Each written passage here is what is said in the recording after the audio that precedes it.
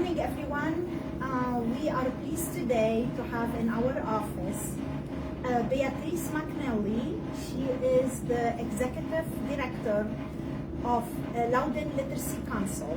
Beatriz, thank you for being here, my friend. I'm so excited to see you and hear about the latest news about Loudoun Literacy Council. Before we go further, tell us a little bit about yourself. How did you end up being part of this great organization? Well, thank you for having me, Natasha, my friend. So I was in the corporate world and sold a company in 2012 and decided that it was time to pay it forward. And somebody told me about literacy, and being an immigrant, it resonated with me. It was in Loudoun County, which is where I'm from, where I live, and where my family is. So it was a perfect match for me. And once I came in and I met the board, that was very eclectic, and we had people from all over the world, I felt very at home. So this is how I ended up being in the board. And then after being there for a while, we needed a new executive director, and I had a lot of energy and time in my hands. So I offered, and they accepted me becoming the executive director. So technically, I've been there for about 10 months, but officially since then. So how long have you been with them? Like, all the time? I would say it's been 4 years. 4 years. Okay. All right. Tell us a little bit about Loudoun Literacy Council. Let's talk. I did serve. I am a former board member treasurer with the organization. So I remember about the different programs and how busy you are. So can you share with us about the programs? Sure. Now we've done quite a bit of change since I've taken over, because I'm coming from corporate. I had to clean up some of the programs and everything. But the main thing, two things, is adult literacy and family literacy. Those are our two main goals, our mission. Okay, so with adult literacy is teaching English.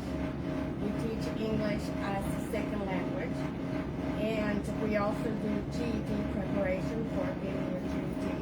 And we have a job site program that's being suspended for now, because we're not ready to move on that again.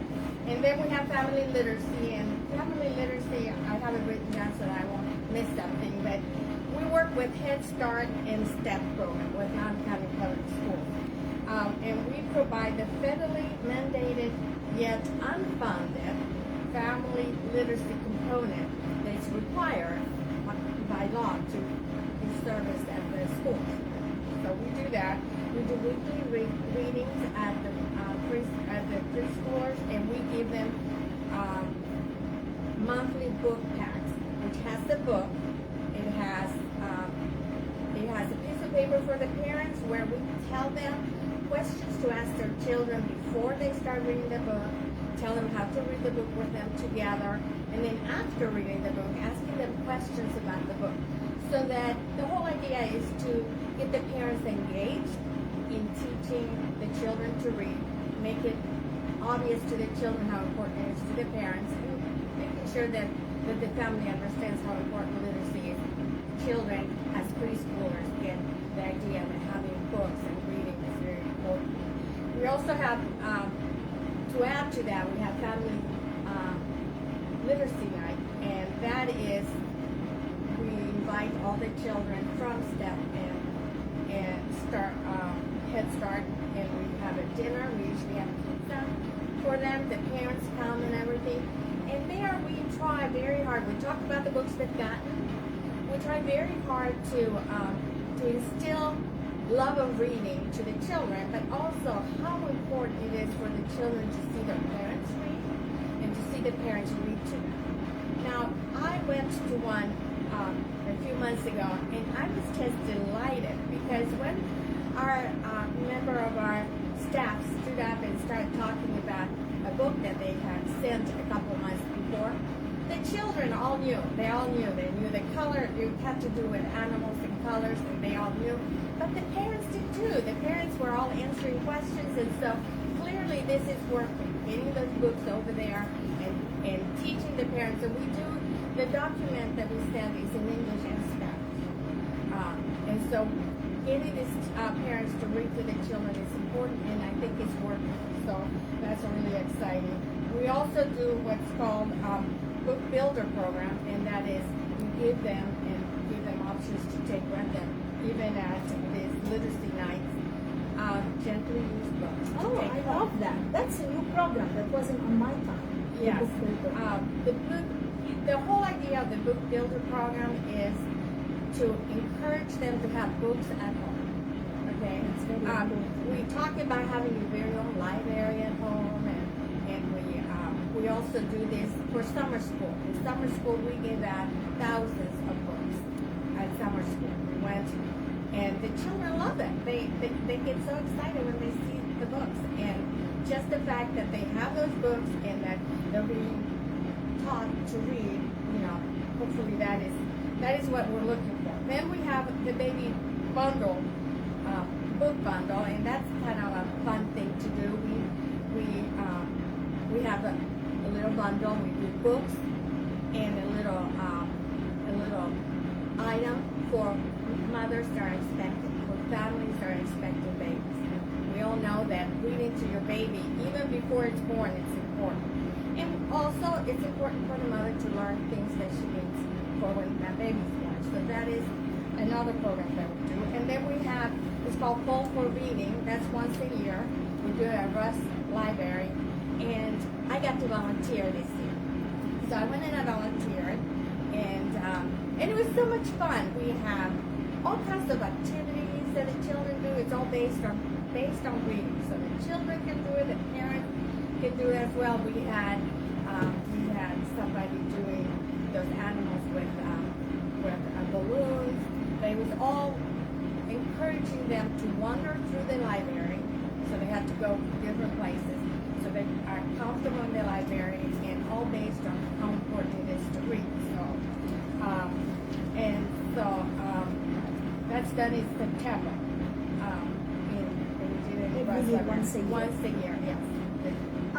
So, from the time you took over, Beatriz, is that something you want to share with us? You are proud on as far as completion? Well, we're proud every day. We are thrilled to be there. All the employees are committed and very hardworking.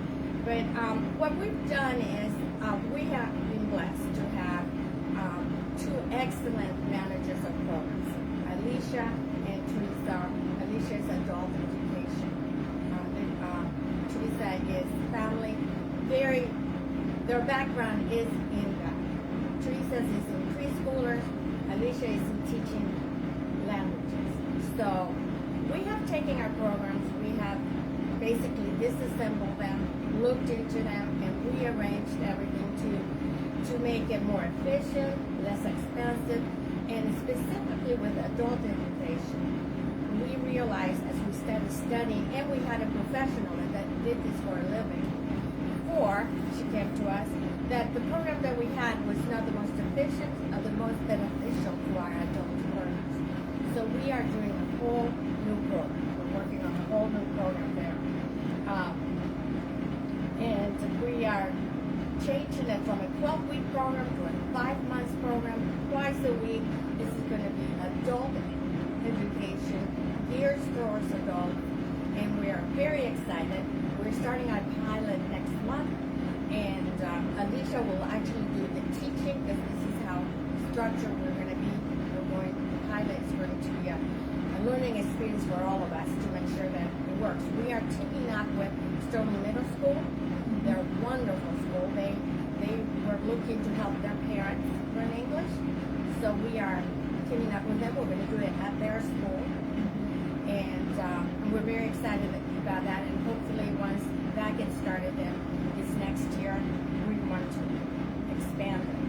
And to other schools, and into any time we teach English, we want to teach it this way, because it's the way to make that these people that are taking time, some of them have to change a schedule or whatever to come to class, that it's working. They're going to learn. Tell us a little bit about the events. I know the biggest event of the year is the bee, and a lot of people look forward to it every year. So can you tell us a little bit what is the plan? Do you have any schedule on time right now? We Not yet. No, we do. We're trying to be aggressive and plan ahead. In fact, this week really we're doing some strategic planning and we will be part of it. So the bee will be in September. I don't remember the exact date, but it's in September, and that's our biggest one. But before that, in May, we're having our Reading Between the Vines, and we're going to be at Walsh Winery. We've been doing this for several years, and it's a fun event, and it's all built around reading.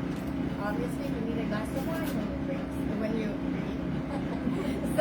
so we're going to offer you a glass of wine and have activities. We haven't planned it all out, and then yes, the bee is our big event. We love it. We love setting it up. People love coming. It's fun because it's a fun night. It's like a trivia night, kind of. But this last year we had a lot of fun. We were all new, so it was like all new ideas. We did something so much fun, and we still love it. At the very end, we told everybody to look under their chair, and if you had a button under your chair, then we got a bottle of wine, and we have pictures of everybody just laughing and just having a good time. So we hope we're going to have that one in September. Probably at I want to make sure I have all the contracts signed before I say where it's going to be, but that's what we're going to do. Yeah. Can you tell us a little bit also about your most need for this year? I know this is the first month of 2025. What is the most you are looking for? So we're always looking for gently used books. That's always a necessity. Actually, we have two necessities that are always, right? And the other one is obviously money.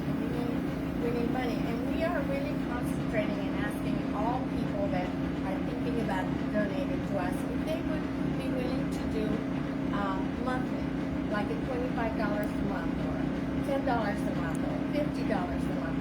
This would go such a long ways for us to be able to have a really good, solid foundation where we can continue building and being able to teach this new class and maintain our preschoolers program. So for us, those are the two things that we need the most, and then we're always looking for volunteers. Yes, volunteer. I know. Yes. So we have wonderful volunteers now. We couldn't do what we do if it wasn't for our volunteers, and we appreciate them. We try to have appreciation nights for our volunteers. One is coming up next month.